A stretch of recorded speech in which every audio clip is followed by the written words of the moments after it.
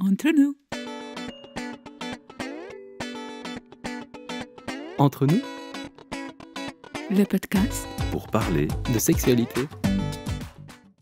Bonjour, alors dans ce nouvel épisode, je vais vous parler en fait des créations du Lovell Center. Alors évidemment, vous avez compris à travers les vidéos précédentes ce qui nous anime, quelles sont nos valeurs, notre vision.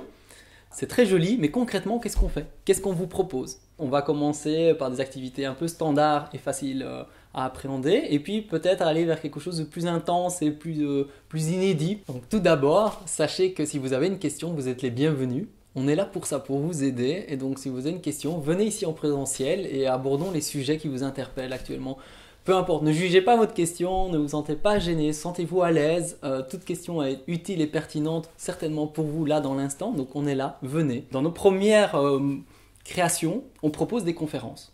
Quelques titres de conférences qu'on vous a déjà proposés, ce sont l'éducation sexuelle entre parents et enfants. Comment s'y prendre, c'est quoi, de quoi on parle, comment je peux m'y prendre, tout simplement. C'est donner des trucs et astuces et repartir des fondements de la sexualité. Nous avons aussi des conférences sur le plaisir et l'orgasme. Ce sont des thématiques tellement passionnantes et vastes et on en apprend tous les jours. Nous avons aussi des conférences sur l'éjaculation féminine. Une conférence que j'aime beaucoup parce qu'en fait on parle d'une thématique qui est connue et peu connue à la fois, qui est interpellante et intrigante, et donc en fait ça permet d'avoir un état d'esprit de curiosité et d'ouverture qu'on ne trouve peut-être pas quand on fait des thématiques conventionnelles. On propose également des cercles de parole. Là l'avantage c'est qu'on rentre un peu plus par rapport au niveau de l'individu et du collectif à se rencontrer et oser parler ensemble, mais pas publiquement, mais ensemble, de manière confidentielle et cosy, sur des thématiques relationnelles et sexuelles, et se rendre compte qu'en fait on est tous très très similaires et qu'on a beaucoup de choses à se partager, qu'il y a une richesse individuelle qui est très beau à partager et de s'inspirer aussi des autres. On crée également des podcasts. L'avantage des podcasts, c'est que c'est accessible sur Internet, pour tout le monde, partout, à n'importe quel moment, partout sur la planète. On est présent sur 48 plateformes et aujourd'hui on a plus de 15 000 écoutes sur des thématiques très variées ou chez le partenaire, et qu'ensemble on peut se retrouver, que ce soit en couple ou bien simplement en individuel, de se retrouver en groupe mixte sur ce genre de thématiques très sensibles, parce que évidemment on parle du plaisir et d'orgasme, on adore ça parce que c'est fondateur et ça nourrit l'être humain, mais en même temps il faut parfois aller voir aussi ce qui se passe dans les difficultés, les challenges, les traumatismes, et on est là pour ça. On propose des spectacles tabous avec des artistes qui sont extrêmement talentueux sur la thématique. Ils abordent des thématiques relations affectives et sexuelles, et donc c'est un dialogue entre les artistes et les gens, mais vous voyez là c'est très décontracté, il n'y a pas nécessairement de début ni de fin, il n'y a pas nécessairement un message particulier, mais on aborde le sujet de manière humoristique. Une autre approche qu'on a et qu'on souhaite développer grâce à des financements futurs, c'est aussi une escape room, c'est-à-dire d'amener des connaissances, on va dire sexologie, donc de faire une pièce sexo-éducative en forme de jeu sur base d'un escape room. On propose également des accompagnements coaching individuels et en couple, qu'on peut appeler typiquement thérapie de couple, mais en fait c'est une approche d'apprendre à communiquer et se comprendre et de progresser ensemble au niveau du bien-être et sexualité.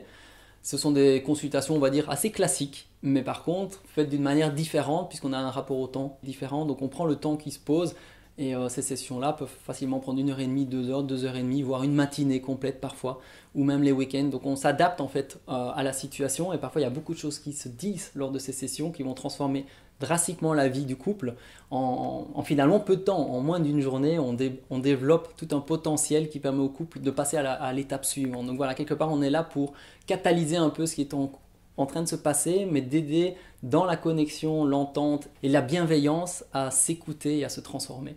Mais on a aussi des groupes, des petits groupes de 3-4 personnes.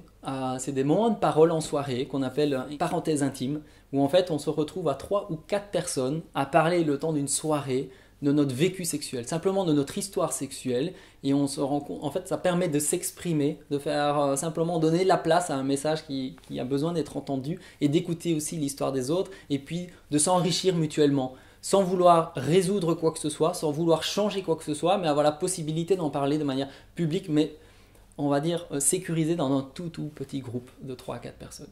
Nous avons également dans nos créations à venir des ateliers pour les jeunes, typiquement de 12 à 14 ans, pour parler en fait d'EVRAS, d'éducation à la vie relationnelle, affective et sexuelle, mais au lieu que ça se passe en milieu scolaire, c'est d'aborder pendant les vacances scolaires un stage dédié à l'EVRAS.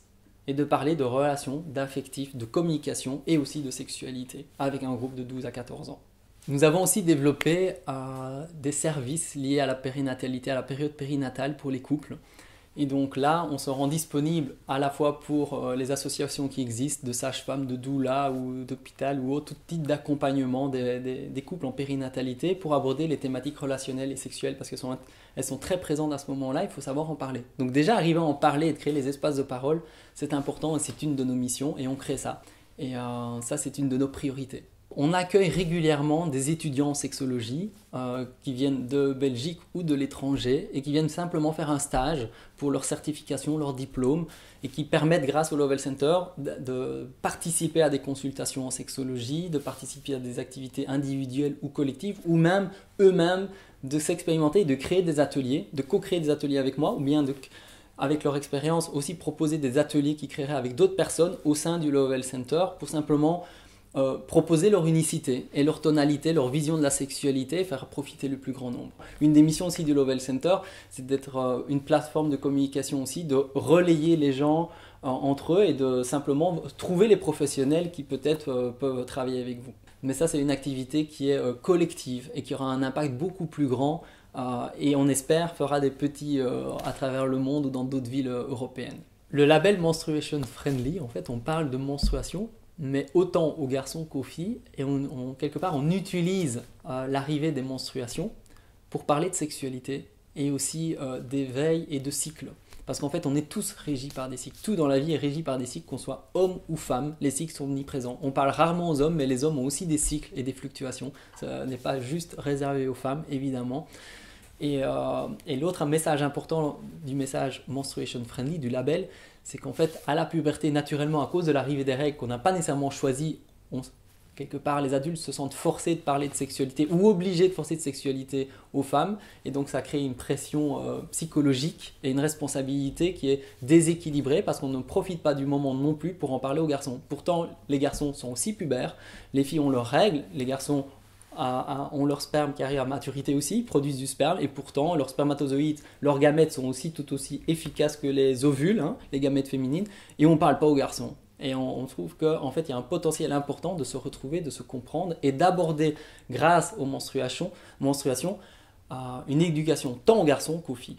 Dans les autres activités qu'on propose, il y a des activités qui sont plus audacieuses comme par exemple le moulage de sexe.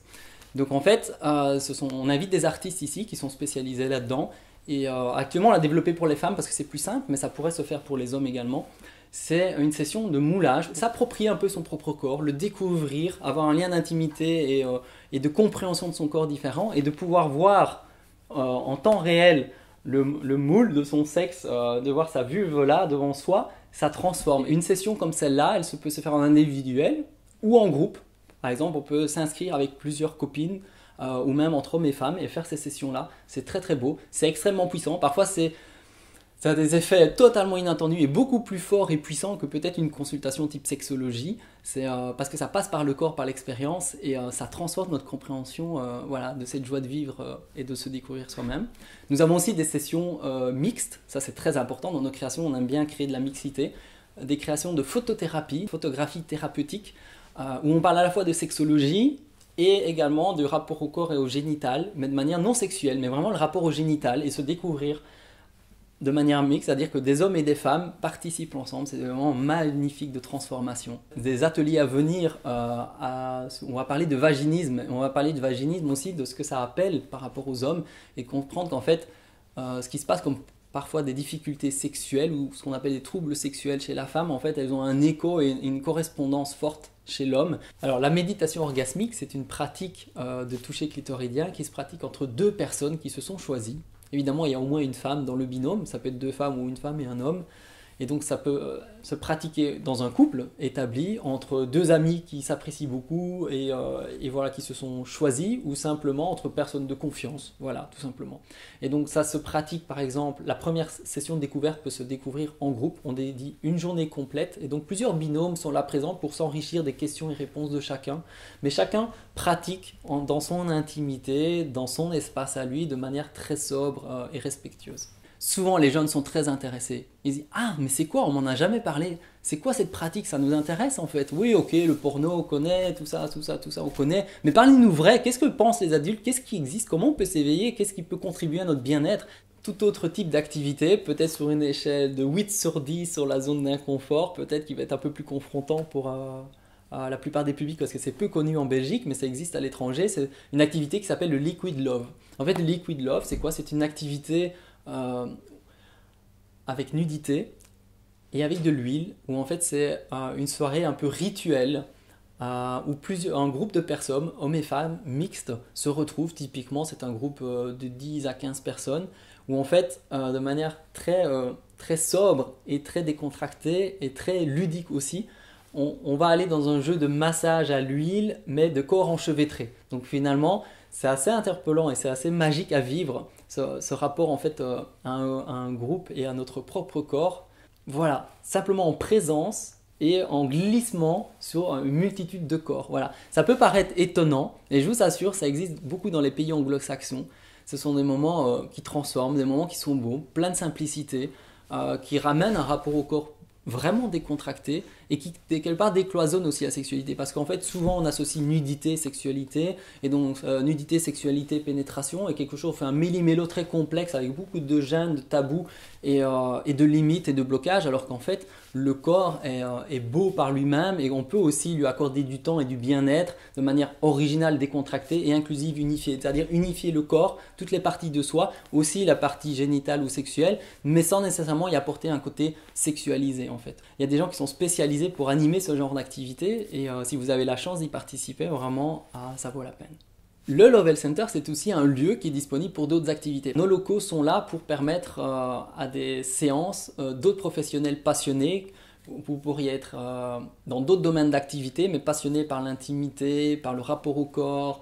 Ça peut passer par le yoga, ça peut passer par le massage, ça peut passer par les sens, par la sensualité, par n'importe quel moyen visuel, photographique ou autre. Le lieu est là aussi pour permettre un lieu d'expression sain, dans un lieu qui est clair, qui est précis, qui est encadré et qui apporte beaucoup de bienveillance en fait.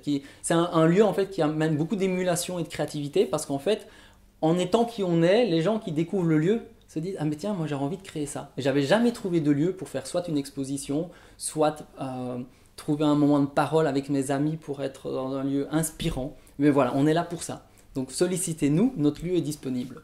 Voilà, c'était la présentation de certaines activités du Lovell Center. J'espère vous croiser bientôt de manière formelle ou informelle, par email, par téléphone, par conférence, ou peu importe les moyens. Vous pouvez me contacter quand vous voulez, que ce soit de manière professionnelle ou individuelle. Voilà, je suis là pour ça. Notre vision maintenant elle est claire, elle est explicite, et je pense que vous avez compris l'essence et la possibilité créative qu'on a tous ensemble. Donc à tout bientôt et prenez soin de vous.